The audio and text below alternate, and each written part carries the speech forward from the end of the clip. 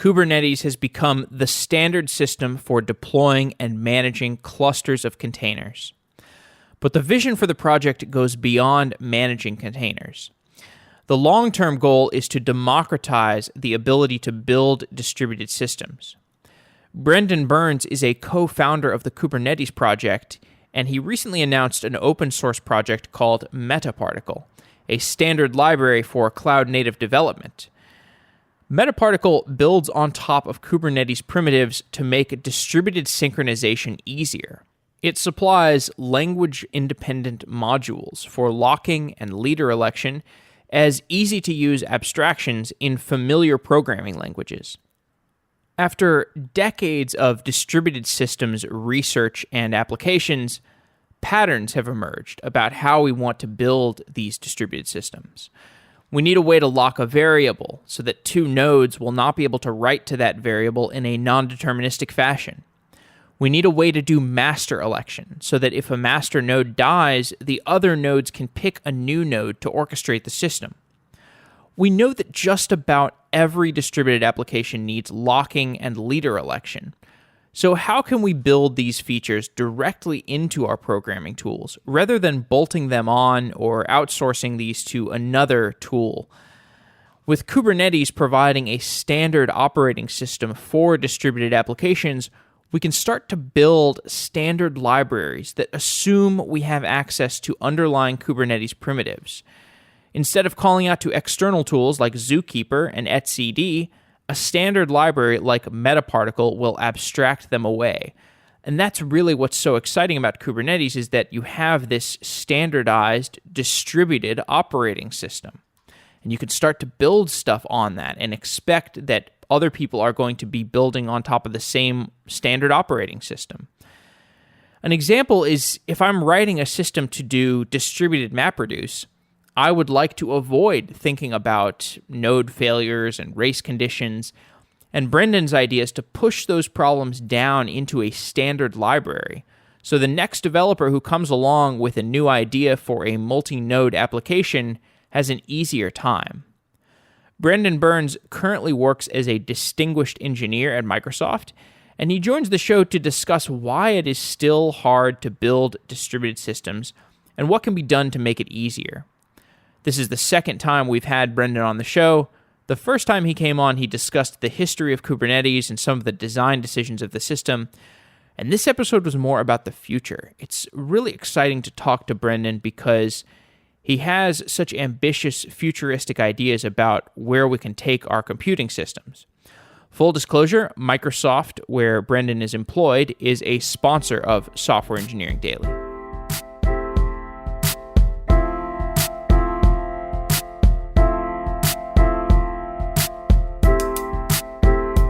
Azure Container Service simplifies the deployment, management, and operations of Kubernetes. Eliminate the complicated planning and deployment of fully orchestrated, containerized applications with Kubernetes. You can quickly provision clusters to be up and running in no time, while simplifying your monitoring and cluster management through auto upgrades and a built-in operations console. Avoid being locked into any one vendor or resource. You can continue to work with the tools that you already know, such as Helm, and move applications to any Kubernetes deployment. Integrate with your choice of container registry, including Azure Container Registry. Also, quickly and efficiently scale to maximize your resource utilization without having to take your applications offline. Isolate your application from infrastructure failures and transparently scale the underlying infrastructure to meet growing demands, all while increasing the security, reliability, and availability of critical business workloads with Azure. Check out the Azure Container Service at aka.ms/ACS. That's aka.ms/ACS, and the link is in the show notes. Thank you to Azure Container Service for being a sponsor of Software Engineering Daily.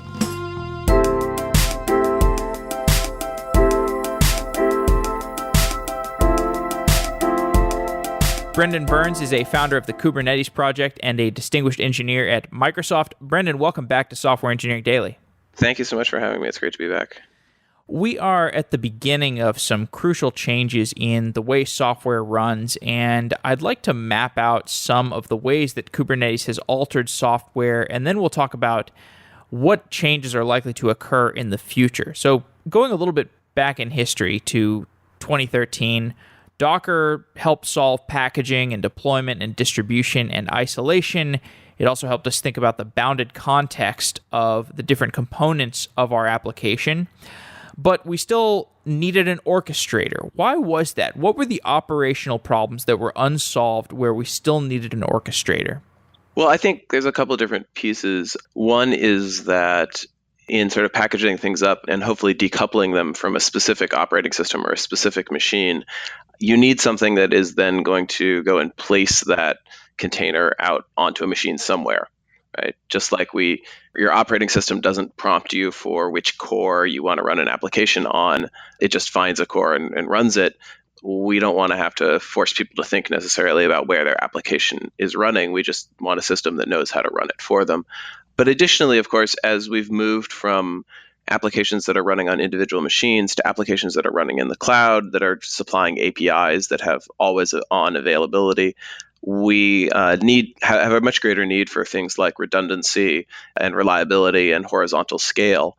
And so those are all problems that are difficult for a user to figure out how to solve, but they're all problems that an orchestrator can come along and solve for you. So in effect, the container packaging is great for the single machine, but the truth is that the systems that we need to build to support APIs and always on sites require distributed systems. And so you need an orchestrator in order to build and manage the distributed system. This year at KubeCon, Kelsey Hightower came out onto the stage and he was proudly announcing that Kubernetes was becoming boring. And I think he meant boring in the same way that we think of Ubuntu being boring. You want your core infrastructure to be boring. What were some of the struggles of getting to that blissful state of boredom that we're getting to today? Well, I think there's a couple different things. I think one is that, a lot in the early days, it was a lot of, teaching people why they might want this. Or, I think people for a long time, their applications were so tightly bound to the operating system, so tightly bound to shell scripts or, some of the older ways of deploying software that it was almost unimaginable that these things would be separated. And so, and the orchestrator is that abstraction that separates you from your operating system, that separates you from your hardware. And so for a lot of people, I think it was exciting, not because it was inherently exciting, but it was controversial because it was a different way of doing things. So I think in some ways we had to spend a lot of time talking to people about how and why they might want to do stuff. I think there's a lot of listening that had to happen, right? Because, you look at things like replica sets where everything was homogeneous and really had no identity. And, over time, we listened to the challenges that people had in deploying stateful applications like Mongo into these homogeneous environments. And, over time, we developed things like the stateful set, which sort of provides a little bit higher level abstraction, a little bit more coordination between various replicas, and it makes it dramatically easier to deploy a stateful application like MongoDB. That was a compromised position, right? And I think part of what had to happen over time was enough people had to use it, raise up all the pain that some decisions that were made sort of out of a sense of API purity or a sense of design purity had to be sort of relaxed and rolled back in order to be practical and support ease of use for the end user. Because of course, at the end of the day, if people don't like it and don't want to use it, then it's kind of pointless to build the system. I think there was also a sense that this area in the software stack was going to be somehow important at the business level. And I think what we're seeing as Kubernetes becomes available in every single public cloud for free, effectively, it's turning into a commodity, right? And so I think there's no longer a sense that people are trying to own the space for their business, but rather it's just something that needs to be supplied for the things that people will build on top, right? And certainly from an Azure perspective, we really view the Kubernetes API as the beginning of the user experience, not the end of the user experience. Mm-hmm. I'd like to talk about some of the ways that people are running applications today, and perhaps some of the patterns that we're centralizing on. I know that you have a desire to see more patterns and perhaps more standardization, because the sooner we get to some patterns and some standardization, the easier this will become to proliferate. So let's talk about state management, for example. So for a while, we've had this notion of the 12-factor app, and most of our state we've wanted to write to external databases, or we write it to an external Redis cluster, but we don't actually think about managing state within the container itself. We just think of the container as this thing that can die at any time. Is that changing? Are we going to a place where the state in the container, we don't need to consider it as ephemeral as we once did? Well, I think you certainly don't have to consider it ephemeral, right? We provide a lot of, I think we do believe generally in disaggregated storage, meaning that compute and network-based storage are bound at runtime, right? So you're not particularly bound to any one machine. You have a network file share that you mount into your container, and that network file share follows you around the cluster. I mean, we are seeing in some extreme use cases where local storage becomes really important. And I guess it's always a trade-off, right? It's like, how closely do you want to manage your storage? If you manage it very closely, you take on a lot of application level responsibility for application level sharding and data replication and things like that. That can be really important if you need the performance that you can get from a very finely tuned stack. But in many cases, it's way more work than somebody really ought to be pursuing. And so then we're seeing people say, okay, well, if I just use network attached storage, well, it's easier because it follows me around the cluster. I'm robust to machine failures. Performance might not be quite as good as if it's local, but it's good enough. And then I think for a lot of people, using a cloud provider's storage as a service, something like Cosmos DB in Azure that provides a Mongo API or a bunch of others, the Cassandra API, where they carry the pager and they are the ones responsible for all of the DRI, like that makes a ton of sense to me, right? I've always said to every single team I've ever had, like, you shouldn't be in the storage business generally, right? It's complex, it's hard, and usually it's not worth it. Now, sometimes it is, but most of the time it's not. So it's not a question, I guess, of what is possible. It's more a question of what is most efficient for you and your team and the use case and business that you're trying to build. I think generally speaking, the less state you keep in the application, the easier it is for people to build reliable applications. And thus, you can sort of have people who are less distributed systems experts building applications that are robust to a lot of failures. I think an early failure mode is the sort of like, oh, look how easy it is to stand up, Cassandra and Kubernetes. Let's go to production with that, right? And it's very hard to measure like the cost of operating something over time. We do a good job of measuring like, oh, it was hard to set up, but we don't do a very good job of measuring like, how much is this going to cost me every single week, every single month to keep this thing up and running, keep it okay. I mean, I would say generally, I would recommend most everybody, especially if you're in the cloud, use a storage as a service. It's just going to be a happier path.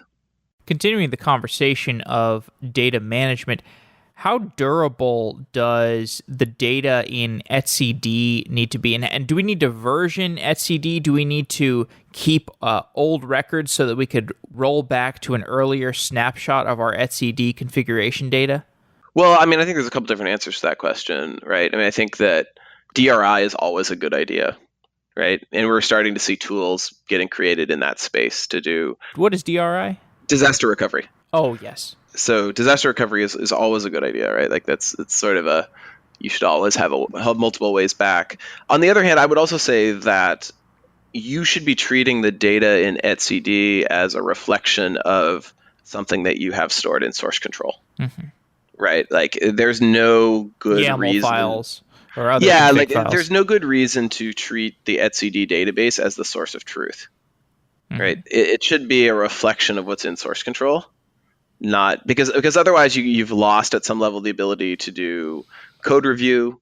You've lost the ability to have audit trail. I mean, actually, we do have some degree of audit trail for changes into etcd, but you want the edits to flow effectively from people editing text files and code reviewing text files, and probably running through some sort of CI/CD validation system so that you validate that the config is sane before that configuration is pushed out to the etcd cluster in the Kubernetes. in the Kubernetes cluster. And because that's just the right practice, right? So I think you want disaster recovery, you want to treat that data as being relatively important, but I think that the processes that we should be using mean that you should also have that data in a bunch of different other environments as well, and that you shouldn't really believe that the etcd piece is the source of truth.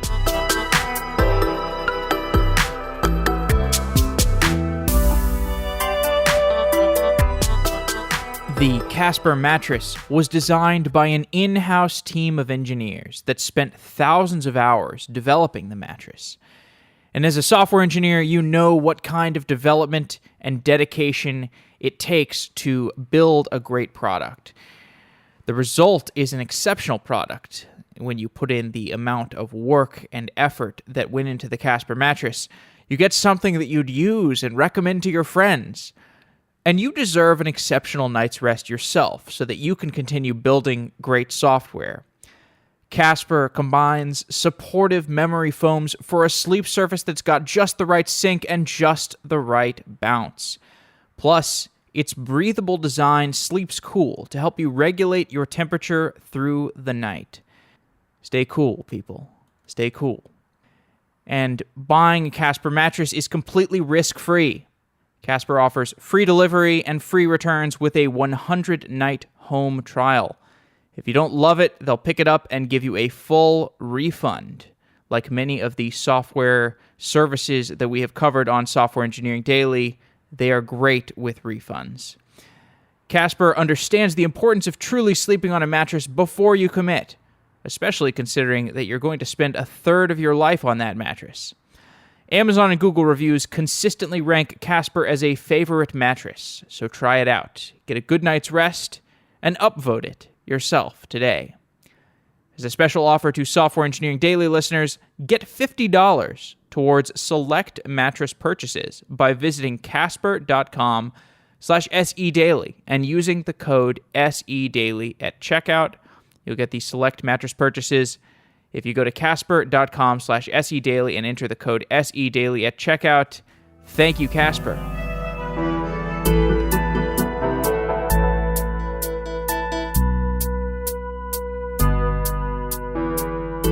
Do you know, are there standards around how many Kubernetes clusters a company is going to deploy given different circumstances? Like if I'm a two-person company, probably I only have one Kubernetes cluster and all my different services are managed in that cluster. But if I've got a 100-person company or a 1,000-person company, there's probably many different Kubernetes clusters within the company. Is that right? Or what are the best practices you've seen around how many Kubernetes clusters a company will deploy? Yeah, I think it's kind of a trade-off. So, I mean, in some cases, especially in big companies, you talk to them and they're just not set up to do accounting for a shared resource like a shared cluster, right? Like they don't know how to do chargeback, right? So if you turn up a large cluster on 1,000 VMs, well, who's paying for those VMs? At the end of the day, what business unit is paying for those VMs, and how do you do chargeback to the various people who deploy stuff onto that cluster?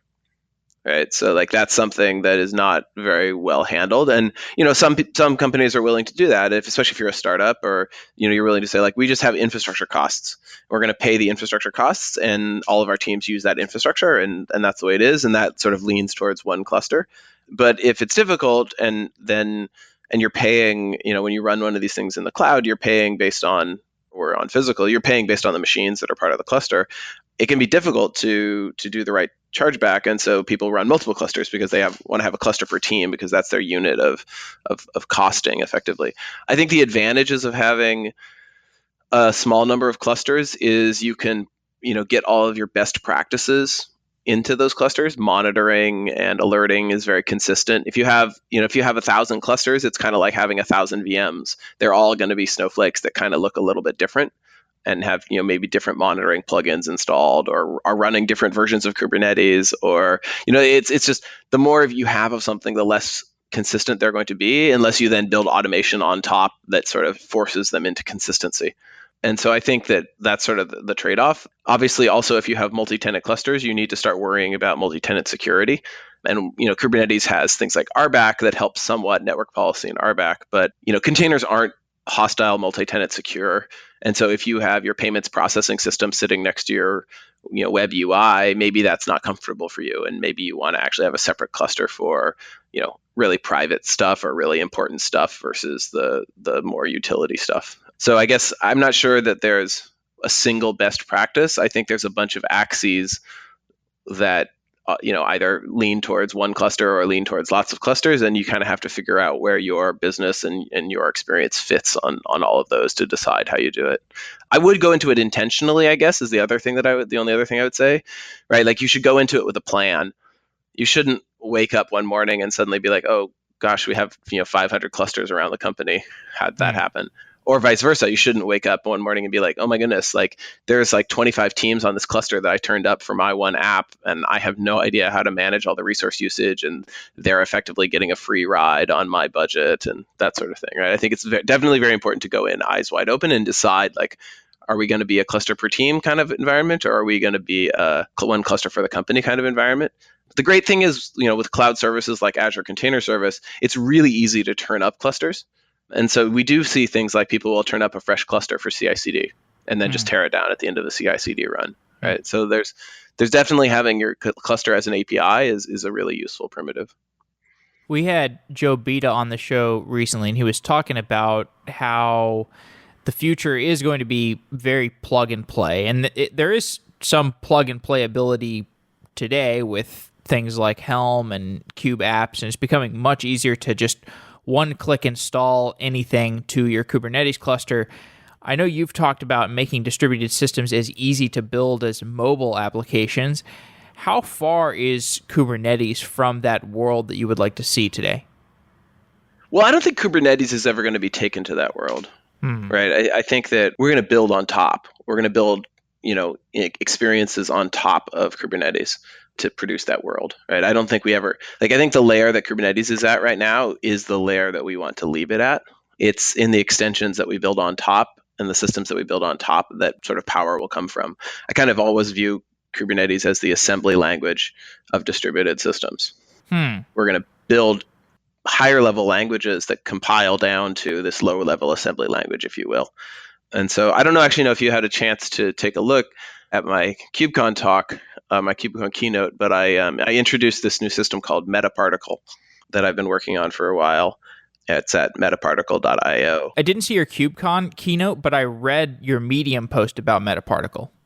So this is even newer than the Medium post, right? So that was a part of this, right? That was part of the but if you go to metaparticle.io, there's what I would call a cloud idiomatic environment, which is to say, I think that rather than thinking about deploying a distributed system being separate from writing a distributed application, we need to start thinking about how do we actually integrate cloud into our programming languages, right? I think that, what we've seen over the course of history, if you look at something like locking, right? Locking starts out not really existing. It's something that you do via a complicated series of assembly language instructions, right?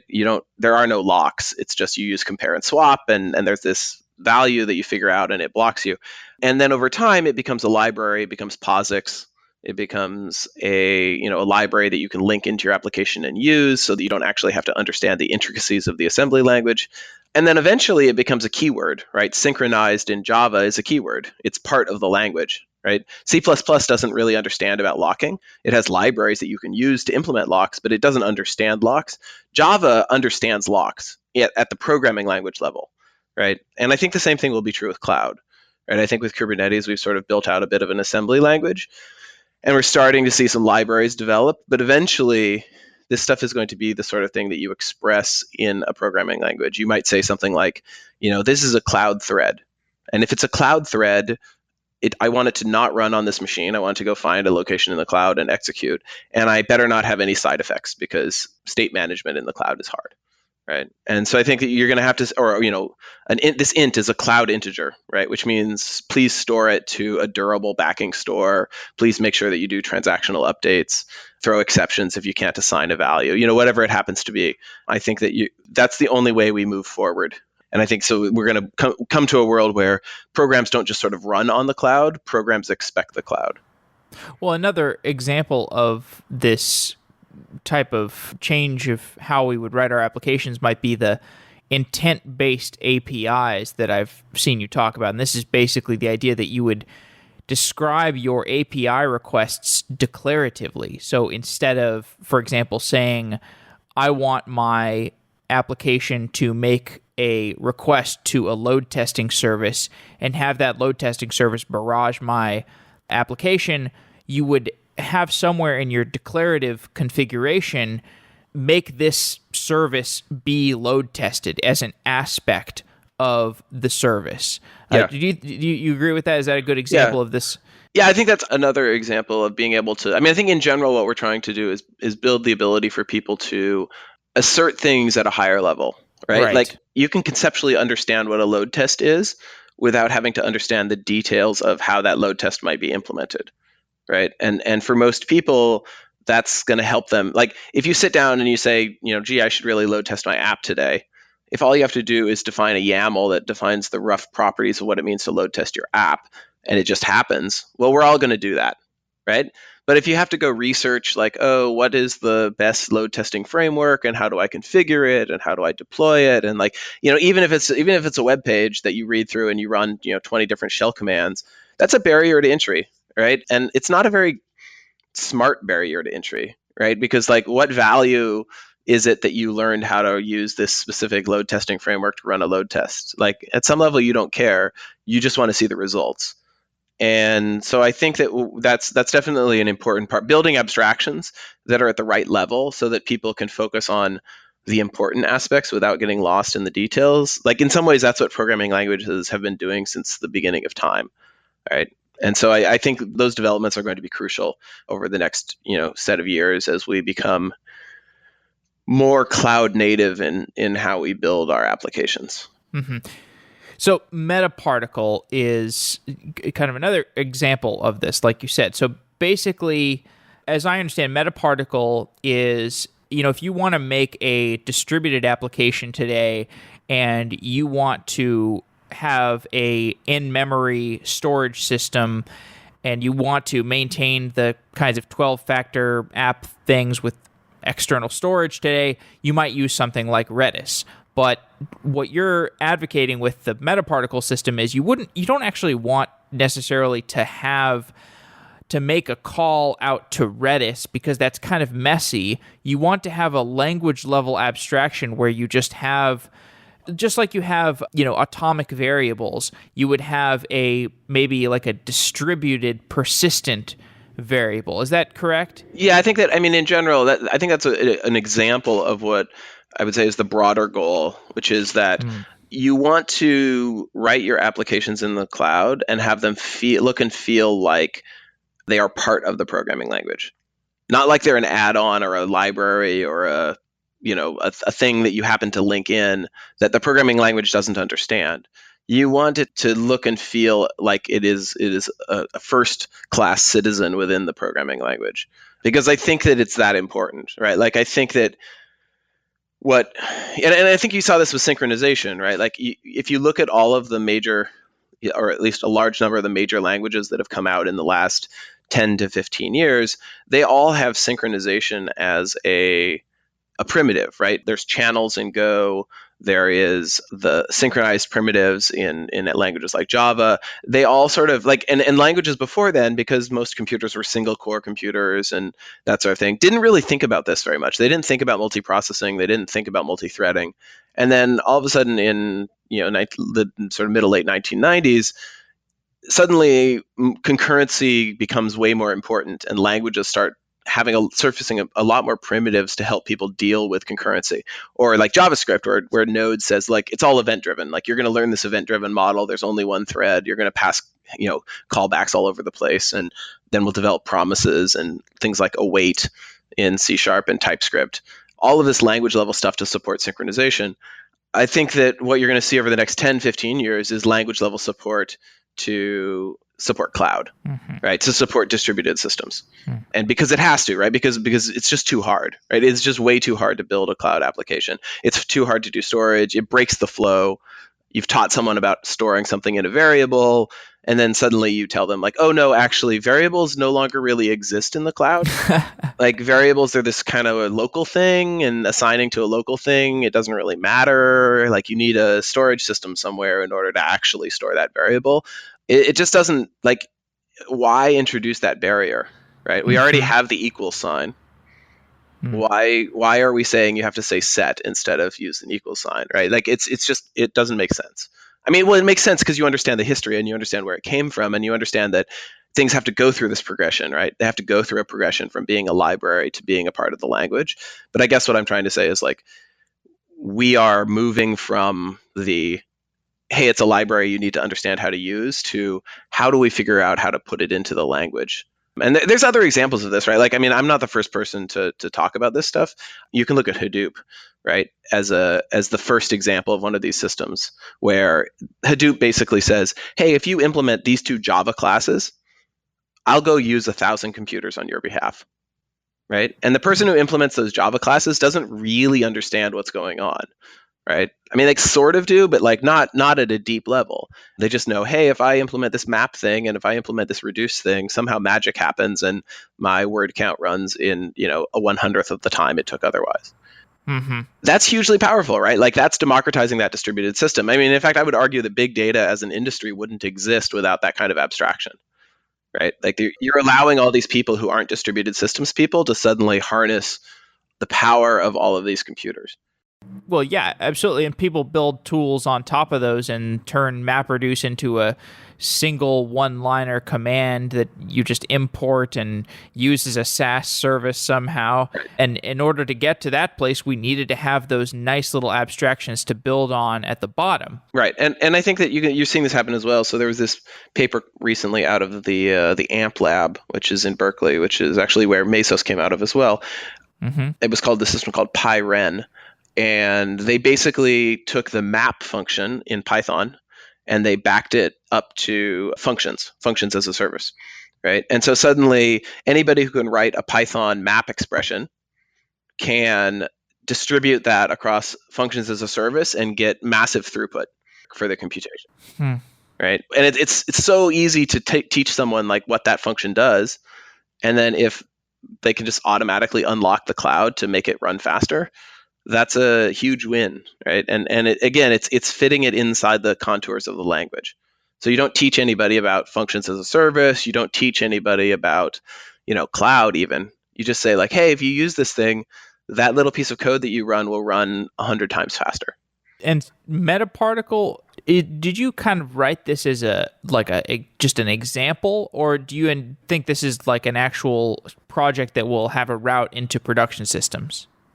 Well, I mean, so the Metaparticle project that I just launched at KubeCon, which is bigger than just the storage piece. It actually includes some concurrency. It includes automatic packaging of the application as a container and deployment of the container to Kubernetes. I don't know if it will be the system that that is the canonical example of this. I think we have to work together a lot as a community and discuss these ideas. And so I guess what I'm hoping is that it becomes a place to build and a place to experiment moving forward. And if in 2 years we look back at all the different pieces that we've built and we say, oh, you know what, actually, we kind of understand the space a lot better now. And having that understanding, we're going to go build, from scratch a new system and maybe give it a different name. I'm not going to be sad about that. Right. Yeah. On the other hand, maybe it will, slowly evolve into being the production system. Right. I think these things take time to evolve. And I mean, a lot of languages spend a lot of time with only a few people sort of playing around with them before they become like the mainstream thing. Java spent 2 or 3 years, wasn't even called Java when it first came out, spent a bunch of time with people kind of noodling on it before it really became a mainstream thing. And so if maybe that'll be the path. I think what's important is that we have the discussion. And what's important is that we drive forward with these ideas, because I guess the other thing I would say is I don't know that Metaparticle necessarily will be the system that everybody uses, but I am 100% confident that a system like this will be the way that people develop for the cloud in, say 3 to 5 years. It just has to, right? There's just too many of these systems that need to be built. It's like, imagine the number of programs that you would have built if the only way to build applications was C++ and like, old school, UIs, right? Yeah, not so many. Not so many, right? So Visual Basic, Java, C Sharp, all of these languages that came in the sort of the mid 90s when suddenly it was clear like, oh yeah, no, we need thousands of applications or millions of applications. We don't need, a handful of applications. These languages were developed to radically increase the number of people who could successfully build applications. I think what's happened now is it's no longer sufficient to build an application that runs on a desktop, right? We have to build reliable cloud applications because people expect multi-screen experiences. People expect their data to follow them around. And so we're back in a world where the number of people who know how to build those things is just too small for the number of systems that need to be built. And so as a result, we build bad systems that aren't reliable, that are hard to maintain because people don't have the skills. And also they're too expensive. So we see systems not get built because they're too expensive. We have to make it easier. And I think that it's inevitable that that happen.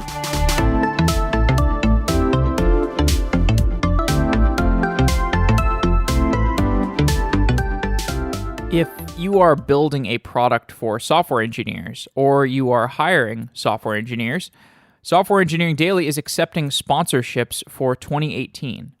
Send me an email, jeff@softwareengineeringdaily.com if you're interested. With 23,000 people listening Monday through Friday and the content being fairly selective for a technical listener, Software Engineering Daily is a great way to reach top engineers. And I know that the listeners of Software Engineering Daily are great engineers because I talk to them all the time. I hear from CTOs, CEOs, directors of engineering who listen to the show regularly.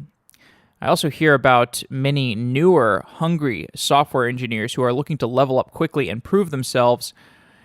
And to find out more about sponsoring the show, you can send me an email or tell your marketing director to send me an email, jeff@softwareengineeringdaily.com.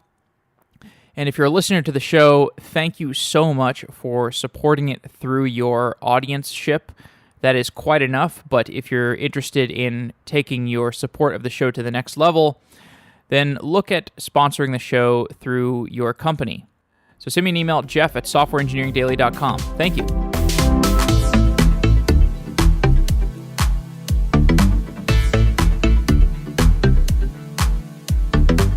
I want to put you on the spot here. So the way that I think we've seen people build platforms on top of Kubernetes so far, it's fantastic, but I think we're going to see a lot more in the future. So I think what we're seeing today is mostly people that are building really nice visual facades on top of Kubernetes. And then we're also seeing things like what Cloud Foundry has done, where they're kind of reworking their core orchestration layer to also expose Kubernetes, and all that's great.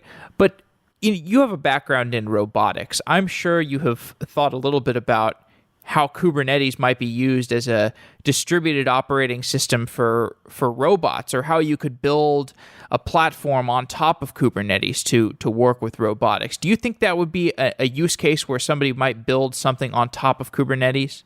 Well, I think that I don't know about robotics necessarily, although I think we are seeing increasing mixed mode stuff, right, where devices are offloading a lot of their compute up to the cloud. Machine learning loads are running in the cloud when possible and things like that. But I do believe that we need to your earlier question about sort of either it's a facade on top of Kubernetes, or it's a full-blown PaaS where Kubernetes is sort of there as a feature, but it's not really the main focus. Mm-hmm. I do view Metaparticle and other things like that as being a standard library. Mm-hmm. So, I think that the important way to approach this is to think about the fact that, you have a runtime like the CLR or the JVM, and then, but without a standard library, it's useless, right? Or it's not useless, but it's a lot harder, right? Like if everybody just started with object and then had to build everything on top of object, we wouldn't get very far, right? We need this standard library of useful patterns and useful abstractions that in order to build our applications quickly and reliably.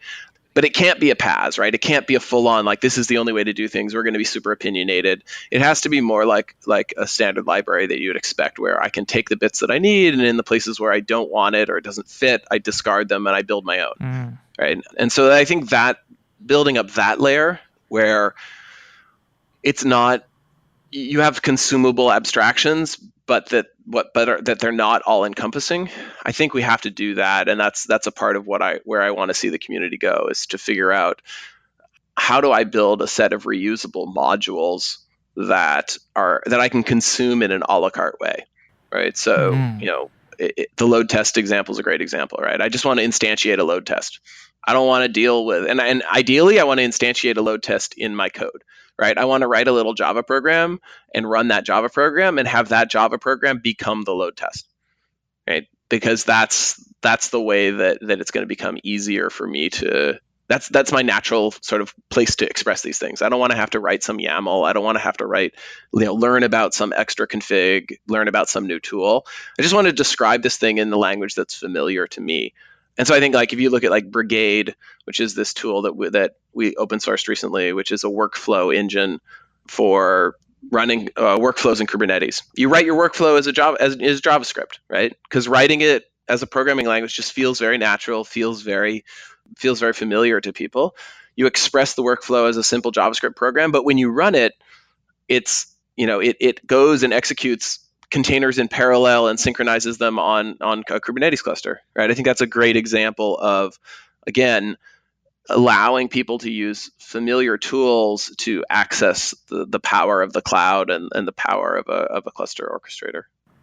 Another element of the future and also of the present is the idea of cluster-wide services. So we should have things like logging and monitoring and security standardized across the cluster. Of course, as you said earlier, it's problematic if your organization has 20 different Kubernetes clusters and you can't standardize between the clusters, but let's assume we're just trying to standardize within one cluster.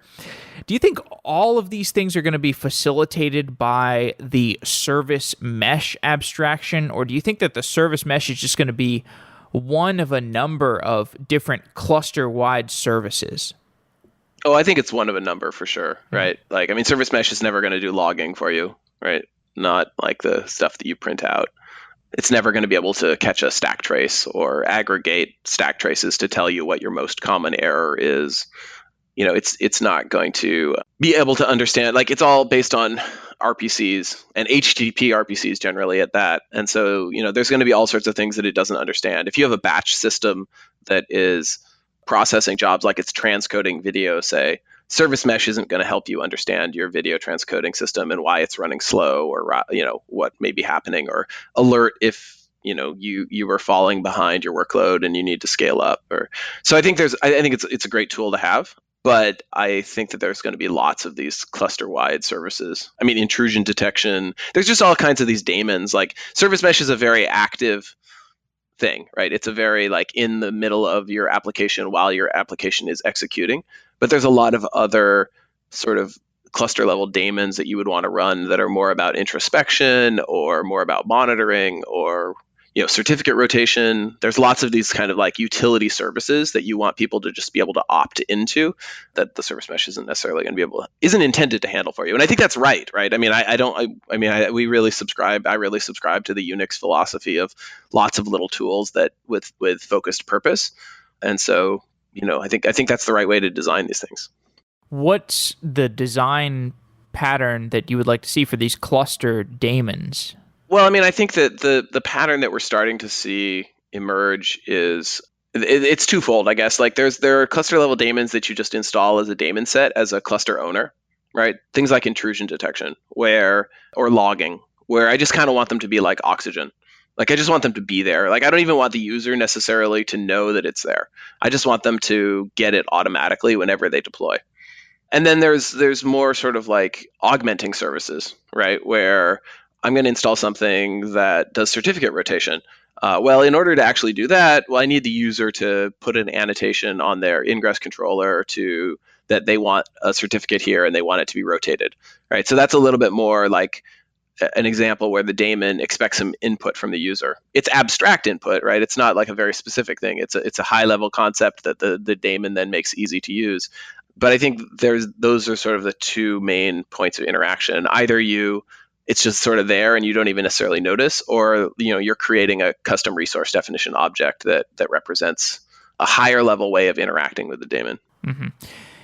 It's clear that people are developing the open source implementations of many of the cloud services that we have seen over the last 10 years. For example, object storage, replicated object storage seems like it's going to become a non-proprietary commodity, or it already has, and it's very easy to deploy an open source version of an object storage system to your Kubernetes cluster. What's the future for managed cloud services? Like if we can build an open source version of whatever we can build it off of Kubernetes, where should the cloud service providers be focusing their time? Well, it's a mix. I mean, I think that, for some things, Kubernetes is going to be able to give you exactly what the cloud gave you at a cheaper price point. So I think that web services style PaaS, I think we're already starting to see that shake out, right? We're already seeing the sort of traditional PaaS vendors be kind of challenged by container orchestration. On the other hand, problems like storage, you got to be at a pretty big scale where it makes sense to roll your own SRE team, right? And you carrying the pager is almost always better than me carrying the pager until I can hire 5 or 6 people to carry the pager, right? It's hard to hire a fractional person. You can't really have a tenth of a person to carry a pager. And you can't even really have one person to carry a pager because they'll go insane, right? You need at least 4 or 5 people in order to have a healthy pager rotation. And otherwise people are just constantly on call, and that's bad. So there's always going to be a scale point at which the cloud version just makes more sense. And I think that's just always going to be true. Now, the specifics, if you could turn up a 4.9 storage service in Kubernetes that ran forever and upgraded itself and just sort of worked all the time, well then, yeah, cloud services are going to be under threat. We're not there yet, but I suspect we will be eventually. And then, they'll provide some higher level, harder abstraction. I think that's just sort of the natural way things go. I do think that one of the things I would love to be able to see is I think that we've kind of, in the world of cloud, we've kind of destroyed the independent software market. Because people expect things to be delivered as a service, and because it is so hard and potentially expensive to deliver things as a service, there isn't the equivalent of downloading an application off the internet and running it and getting a 3 or 4.9 service out of it, right? The sort of thing that you would get with Access on your one workstation, in 1990. I think that we need to be able to create that market again. Wow. So that a software team of 5 people can effectively sell the equivalent of software on a CD, where I sell it to you and you use it and it mostly works and you never really feel like you need to call me, right? If we can do that, then we can recreate sort of the independent software industry in a way that I think has been sort of under threat in the world of cloud. I think that's a really important thing to do. I think it's a much healthier world for our industry if people can make money as software developers effectively. I see Kubernetes as being a big part of that. For sure. But I think we need to do more, right? I mean, another way to think about this is it used to be that you paid attention to the version of the web browser you ran. You were I'm running version 4.5 or 4.7 or whatever, right? And then web browsers just started to auto upgrade and people stopped noticing, right? They're just no, I just have a web browser. I don't know what version. I guarantee you probably can't tell me what version of the web browser you're running. That's right. And that's a huge shift, right? And I think people forget about kind of how big a shift that is. I suspect with Kubernetes, we will get to a place like that with these cloud distributed applications, where it's I can download and install this application from you as an independent software vendor, and it just kind of takes care of itself, right? Yeah. And it mostly just works all the time. And it's not perfect. I mean, it's not like the 6 or 7 nines you're going to get out of a cloud storage service, but it gives you 3.5, 4 nines at a lower price point, and you're happy with that. Right? Yeah, and you're not paying for subscriptions, you're not paying for support, you're paying for a proprietary binary, which is fine because that makes a more clean contract that doesn't really exist in today's web applications. But if everybody's on Kubernetes, then it creates a market for people to make these $99 Kubernetes binaries that, hey, I sell this to you, you take it, and that's it. That's the end of our transaction. Yeah, and I think that right now the reason people don't do that in the cloud in general is because they know that they're going to have to operate it for the rest of their lives, and they know that most of the cost comes from the operations.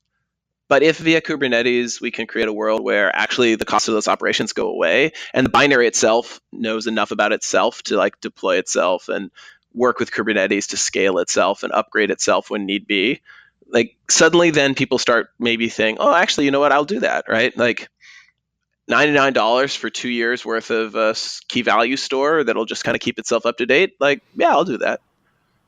Absolutely. And that's great, right? Because that means that, it creates a business model for a lot of even open source startups that I see right now who are kind of struggling, who are kind of trying to figure out like, we really don't want to be in the consulting business, but we're not big enough to do software as a service. How do we find a place in the middle, right? We have to create that place in the middle, I think, in order for the industry to be healthy. So it's something I'm definitely very excited about and passionate about. That is so cool. And honestly, I would say, like, I think Microsoft is an ideally placed. Like, Microsoft has a really strong reputation for partnering well and ensuring that our partners can make money on our platform and being committed to our partners making money on our platform. And so that's one of the things I'm really excited about being here is building that platform where, not only is Azure successful, but actually the partners who we work with to provide services on top of Azure are also successful. I know our time is short here. I want to ask you a little bit about building a managed Kubernetes as a service offering. So you have been at Azure for a while working on Azure Kubernetes service. Whenever I talk to people at cloud providers, it's so interesting getting introspection into what it's like to be at one of these giant cloud providers. So tell me, what is it like to build a Kubernetes as a service offering that is deployed on a massive cloud? Well, I mean, I think you have to remember that nothing can be bespoke effectively, right? Like, if there's a thing that you can automate, you have to automate it, because you may think, oh, you know what, we only have 100 of these clusters today. It's not that bad if I have to run a script across all of them. But next month it's going to be 1,000, and the month after that it's going to be 10,000, right? And so you always have to be thinking about how you automate all aspects of what you do, as well as having the right alerting in place, right? I mean, I think that you have to know before the customer does that there's a problem. That's a big thing. That's extremely important. And so I think those are some of the big aspects of it. Comes with a certain amount of pressure and scale, but I think that's good. It means people are excited and interested in what you are doing. And I mean, and I should also say, like, this is real credit to the team, right? Like, it's not like I was sitting in my basement cranking out Azure Container Service, right? It's a big team effort. I've got a team that's on call and making sure that it stays reliable, and I'm really grateful to them for doing that. So I think that's the other piece of it is it takes a village to deliver one of these services. It's not the sort of thing you can kind of do on your own. Well, what are the subjective decisions that somebody can make? Because there's so many Kubernetes as a service things. What are some of the subjective decisions that you've had to make when designing Azure Kubernetes service? Yeah, so that's actually one of the hard things is that, you'll always go up to a customer and the customer will be like, you know what, I totally love your managed service. Totally love it. But could I just have this one thing over here? Right? And you have to decide, like, is it worth it? Is that one feature that this customer wants, is it going to destabilize other users? Is it something I can operate and sustain? If 80% of your customers are asking for it, then it's a no-brainer. But if it's one, it's like, well, do we think more people are going to, is this person a leading edge customer? Are they asking for a feature now that only one person is asking for, but in 6 months everybody's going to ask for, in which case it makes sense to do it now, get ahead of the ball? Or, are they just a snowflake? And do they just have this weird, sometimes it's like institutional stuff, like they have said, well, you have to be on this specific version of this specific operating system or else you can't run it. And that's like an central IT dictate, right? And so because of that, actually, we run not just the Azure Kubernetes service, but we actually have an open source service, or not service, but an open source project called Acs Engine. And Acs Engine is not, it doesn't have an SLA, right? It's just a tool that helps you stand up Kubernetes clusters on Azure. But because it doesn't have an SLA and because it's a tool that you use as opposed to a service that we provide, we can be a ton more flexible there about helping you craft a solution that fits your needs and still not have you have to fall all the way back to raw IaaS. Right. So oftentimes what would happen before was somebody come in and say, oh, I love Azure Container Service, but I need this one little exception. And we'd have to say, like, well, here's the manual. go figure out how to run Kubernetes on Azure. Right. And with ACS Engine, we have sort of a place in the middle where we can say, hey, we have all this tooling. You still operate it yourself. It's still your thing. You might need to actually do some PRs to to the ACS Engine to get the things that you need in there. But it's a middle ground. It's a place where we can collaborate. And, as we improve running it on Azure, we upgrade Kubernetes from 1.8 to 1.9. People who are using that tool can inherit those upgrades. And it actually is the core of AKS also. It's just that AKS is a subset of the functionality that's available in ACS Engine. And so in many cases, we start, feature starts in ACS Engine, and then, we see more and more customer demand, and we migrate it into AKS. Oftentimes code that customers have provided. So we're actually having customer provided code inside of ACS Engine that then eventually becomes part of AKS. So that's been a really great way to kind of be able to move across the spectrum from like totally pure IaaS where we're not even involved, the customer is just doing it all themselves, to a place in the middle where we're working collaboratively in an open source context around some tools, to the full managed service. And I hope by doing that we can hit customers in all the different phases of the life cycle there. Brendan Burns, thank you for coming back on Software Engineering Daily. It's been great to have you. Yeah, thank you so much for having me. It was great to chat. GoCD is an open source continuous delivery server built by ThoughtWorks. GoCD provides continuous delivery out of the box with its built-in pipelines, advanced traceability, and value stream visualization. With GoCD, you can easily model, orchestrate, and visualize complex workflows from end to end. GoCD supports modern infrastructure with elastic, on-demand agents and cloud deployments. The plugin ecosystem ensures that GoCD will work well within your own unique environment. To learn more about GoCD, visit gocd.org/sedaily. That's gocd.org/sedaily. It's free to use, and there's professional support and enterprise add-ons that are available from ThoughtWorks. You can find it at gocd.org/sedaily. And if you want to hear more about GoCD and the other projects that ThoughtWorks is working on, listen back to our old episodes with the ThoughtWorks team who have built the product. You can search for ThoughtWorks on Software Engineering Daily. Thanks to ThoughtWorks for continuing to sponsor Software Engineering Daily and for building GoCD. Wow.